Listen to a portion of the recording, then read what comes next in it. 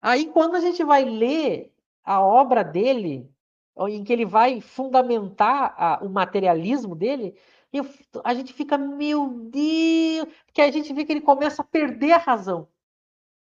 Porque as conclusões que ele faz, ele é extremamente preconceituoso. Então, alguém que era extremamente rigoroso com o uso da razão para a sua área, quando ele vai pensar nas coisas metafísicas, ele entra em contradição com ele mesmo, porque ele deixa de ser um bom filósofo, um bom questionador, ele passa a ter conclusões preconceituosas. Então é muito interessante esse fenômeno. Né? O Freud é a mesma coisa. É impressionante como eles vão construindo a teoria deles, e aí quando eu lembro,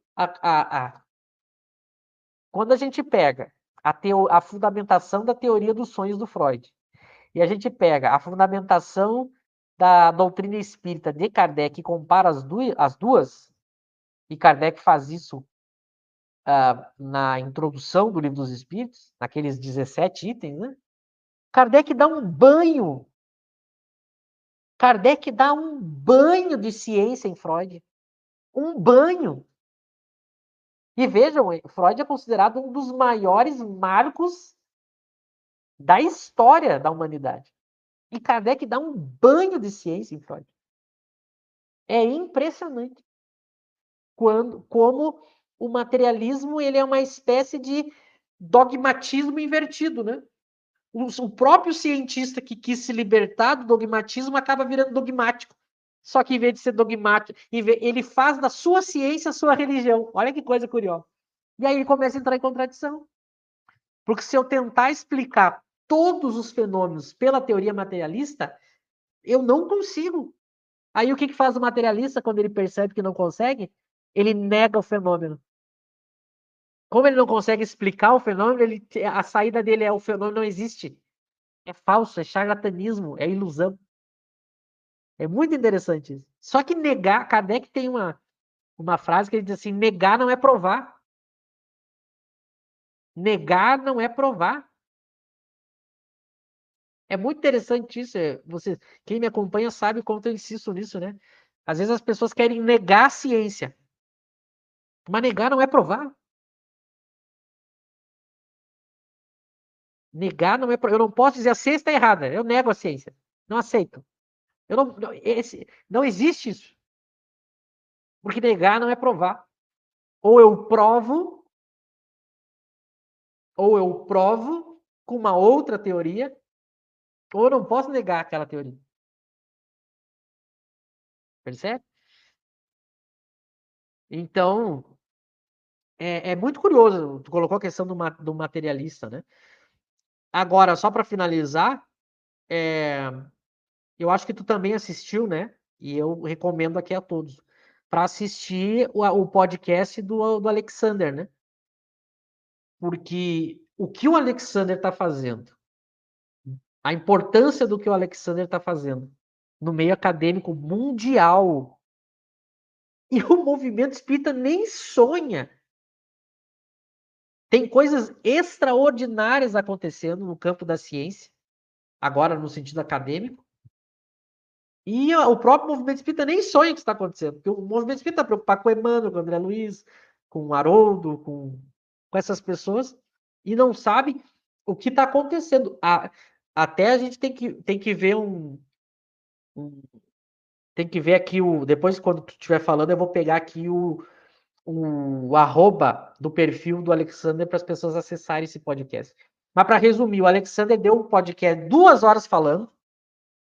Ele é um PhD, um psiquiatra PhD, um dos cientistas mais citados no mundo em produção acadêmica.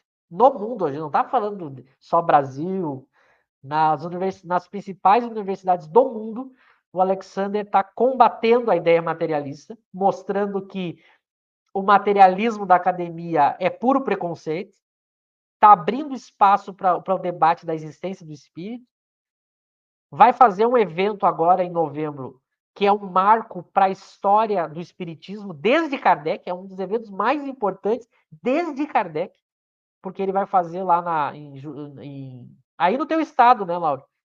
Ele vai fazer lá na Universidade de Juiz de Fora. Juiz de Fora, é.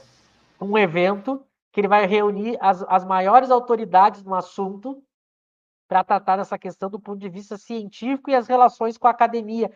E quem vai abrir o evento vai ser só o Cosme vai abrir o evento e quem vai fechar vai ser o Chibeli. Então vai ter Kardec nesse evento. Nesse podcast o Alexander conta que vai haver um estudo de Kardec na Universidade da Inglaterra, que sempre eu esqueço o nome, aquela universidade famosa da Inglaterra, eles vão estudar Kardec lá. Então está havendo uma revolução que a ciência está descobrindo agora Kardec, que descobrindo que ele dá um banho de como fazer ciência. Né? E o que chamou a atenção, né, foi que eles vão estudar o método científico usado por Kardec, que é o método científico ignorado pelo movimento espírita. Tem base? O tanto que a coisa vai na contramão. Ô Michel, você, um comentário breve enquanto você pesquisa aí, você como falou sobre Bertrand Russell, né, que era um materialista, e tem um grupo, pessoal, depois se o Michel quiser citar o nome, eu não sei se tem essa autorização, embora o e-book está aí disponível para quem quiser baixar e ler, e eu li, tem comunicação desse espírito, que aqui envergou a personalidade desse materialista, né, o Bertrand, que ele assume, ele reconhece os equívocos dele quando encarnado. Mas, para isso, nós precisamos primeiro entender, peraí, como assim ele foi evocado? Há grupos sérios que já trabalham com o sistema de evocação, que era usado por Kardec, o método, né, da evocação e da comunicação espontânea, e que evocou esse espírito que era materialista. Então, vejam o quanto nós estamos atrasados quanto àquele método que era utilizado por Kardec. Michel. Não, e o mais interessante de tudo é que os maiores PhDs do assunto do mundo estão chegando à conclusão que Kardec é o que tem de melhor. Daqui a pouco eles vão estar valorizando mais Kardec que o movimento espírita. A gente tem um dos maiores gênios. Aliás, as pessoas não param para pensar o seguinte: do ponto de vista espírita, o segundo maior espírito que pisou na Terra foi Kardec. As pessoas não param para pensar nisso. Depois de Jesus, o espírito mais evoluído que pisou na Terra foi Kardec. As pessoas não param para pensar nisso. As pessoas adoram encher a boca para valorizar outros autores e não tem noção que a gente tem um dos principais gênios da humanidade. Aqui, ó, eu vou passar para as pessoas. O primeiro, para quem quer ver esse podcast,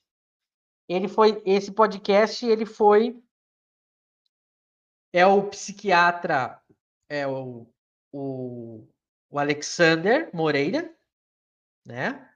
E ele deu uma entrevista de 2 horas por podcast, um podcast famoso, não é um podcast espírita, que é o daquela psiquiatra Ana Beatriz, né?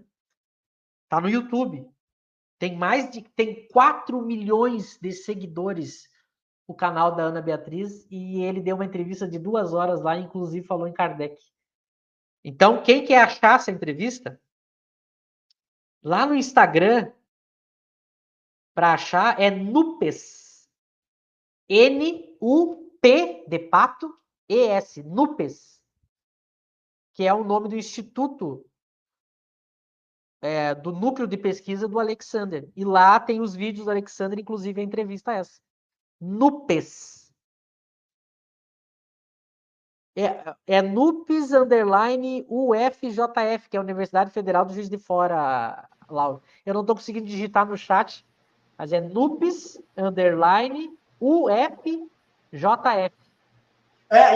E esse endereço que eu pus aqui é do Instagram. É do Instagram? Então é Núcleo de Pesquisa em Espiritualidade e Saúde, por isso é Nupes. Exatamente. Quem quiser entrar no Instagram e seguir ele lá, você vai ver esse material que o Michel está comentando, esse podcast, que na verdade, o Michel, foi 2 horas e 34, hein? É mais, né? Mais 2 horas e 34 de excelente podcast, do começo ao fim.